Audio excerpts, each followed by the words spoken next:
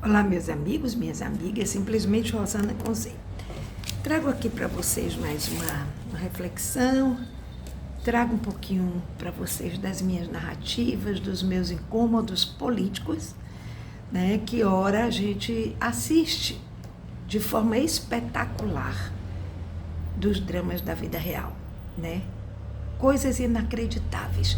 Aliás, se fosse uma novela, eu diria sinceramente que, poxa, só podia ser novela. A gente antigamente comentava muito isso, né? Quando passava, isso é porque é novela. E hoje eu vejo que tudo é possível.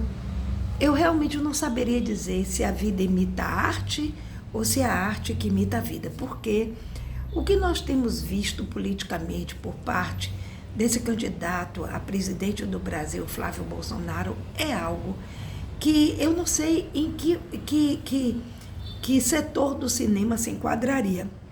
Se na comédia, se no filme de ficção científica, acho que esse aí caberia bem mesmo.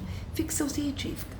Gente, eu gostaria de fazer aqui, de trazer e colocar sobre a mesa o que eu penso a respeito do que está acontecendo neste momento. Gente, eu acompanho política há muitos anos, muitos anos. Sempre fui uma pessoa enfronhada na política, não como um profissional da política, mas como uma cidadã política. Porque essa coisa de você dizer, detesto política, querido, dentro de uma família existe política, dentro de um condomínio existe política, dentro do seu trabalho existe política, porque existem regras, existem posicionamentos, existem lideranças, ainda que discretas, existem reuniões, conselhos. Nós somos cidadãos políticos no momento em que nós tiramos o nosso CPF, no momento em que temos uma identidade. Então essa conversa de eu detesto política, por isso eu vou votar em branco, eu detesto política, por isso que eu nem vou lá, depois eu pago.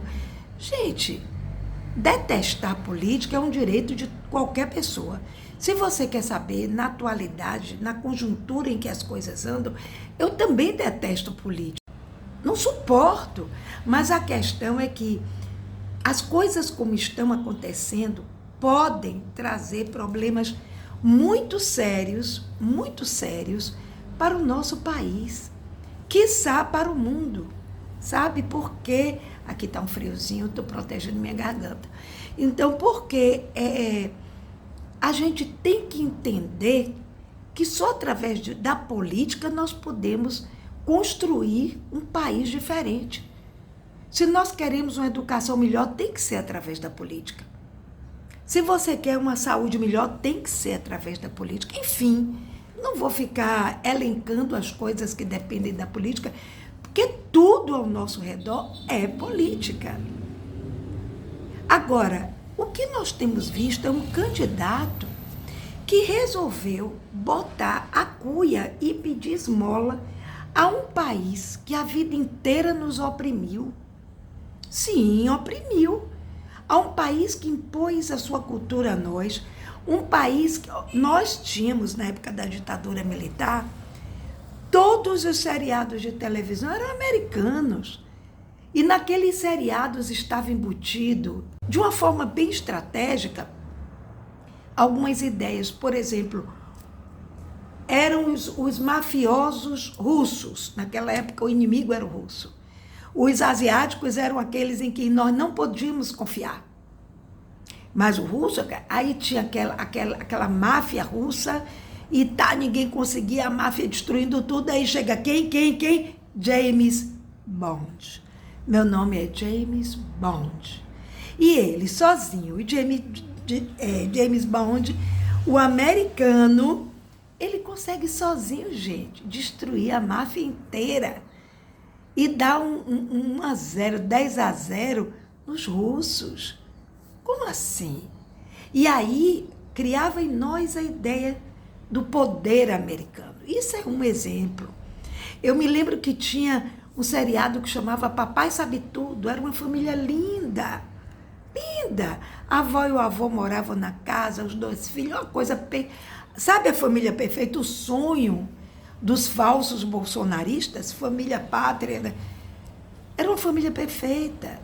E nós fomos assim nos alimentando do complexo de vira-latas. Eu não. Eu sempre eu achava que tinha uma coisa, você é mais inteligente do que todo mundo, não sei se sou, mas parece que sou. Porque não é possível que eu seja uma das poucas pessoas que vem a público dizer o que pensa e o que sente. Eu não tenho qualquer problema de cognição, sabe? Mas esse pessoal tem. Flávio Bolsonaro. Gente, ele é um candidato, sabe? Manipulado pelo irmãozinho que vive às custas das maracutaias dele aqui, o Eduardo Bolsonaro. Até essa carta última que ele fez para o governo americano, uma coisa ridícula.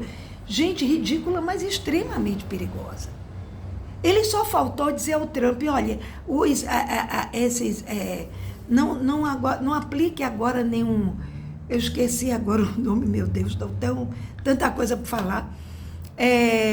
Não aplique nenhuma sanção para o Brasil, não. Deixe primeiro eu me eleger.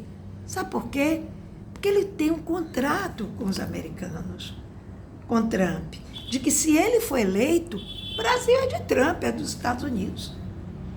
E não pensem que isso é exagero, que isso é fantasia, que isso seja papo de comunista. Gente, eu prefiro ser comunista do que ser um imbecil. Eu prefiro ser cabeça de sardinha do que rabo de baleia. Eu não vou atrás de ninguém. Eu procuro encontrar minhas respostas nas minhas pesquisas pessoais, naquilo que eu escuto, naquilo que eu leio. Eu vou buscar. E agora esse cara vai para os Estados Unidos para pedir pinico, como dizem aqui no Nordeste. Pedir pinico é pedir o que há de mais menor na gozação. Para ele. Não importa para ele de jeito nenhum se o Brasil vai ficar bem, se não vai. Ele quer se eleger. Sabe por quê? Porque assim ele livra o pai e livra o irmãozão. Vocês sabiam que se ele ganhar, o Eduardo Bolsonaro já está escalado para ser chanceler do Brasil? Gente, olha, são coisas assim que parecem realmente filmes de ficção científica. O cara diz uma coisa hoje, meio-dia ele diz, de noite ele diz outra totalmente diferente. O cara não tem nenhum desenvolvimento cognitivo. Essa família tem problemas cognitivos seríssimos. É uma família que é completamente família Addams no mau sentido. Né? Porque é uma família que quer tudo para si e pronto. A gente precisa abrir os olhos em relação a isso. Como é que o cara sai daqui para bater continência para o governo de outro país? Ainda mais um país como os Estados Unidos. Como é que o cara quer fazer um acordo com Trump para que a Amazônia seja dos Estados Unidos? Ele diz o tempo todo que o PIX foi no governo de Bolsonaro. Não foi. Na verdade, o PIX foi desenvolvido no governo de Temer. Ele foi criado no governo de Temer por funcionários do Banco Central. Então não foi nem mérito do Temer, porque eles criaram e começaram a apresentar o projeto naturalmente depois ao presidente de então, que era Temer. Temer aprovou e a coisa foi. Tanto é que no governo Bolsonaro, eu me lembro bem dessa entrevista, que perguntaram o que é que ele achava do PIX. E ele perguntou, o que é isso? É alguma coisa da Marinha? Gente, você não pode ter um presidente que não tenha diálogo, que não conheça os trâmites da política, os trâmites do bom senso, os trâmites das coligações positivas, os trâmites das conversas, da diplomacia. Não pode. O cara que está preparando a campanha de Flávio Bolsonaro entrou nas redes, que é aquele Paulo Figueiredo. Meu Deus, ofendeu as mulheres de uma forma brutal. Ele defende a ideia de que a mulher não sabe votar, então não deveria votar. E se refere às partes pubianas da mulher de uma forma jocosa, de uma forma nojenta, de uma forma vil. Eu não consigo entender como é que um homem se entrega a uma equipe que não é brasileira, que vive nos Estados Unidos. Quem coordena a campanha do Flávio Bolsonaro são eles. Paulo Figueiredo, Eduardo Bolsonaro, aquele outro maluco, Alan não sei das quantas. São eles que organizam tudo, que roubam tudo, que fazem tramóias. Então, essa é a minha narrativa de hoje sobre essa questão. Votar em Flávio Bolsonaro, gente, é dar um tremendíssimo tiro no pé. Não dê isso, não. Não faça isso com seus filhos, com seus netos. Não faça isso com as pessoas de bem que confiam em todo mundo. Então, estou cansada, viu? Tchau, tchau.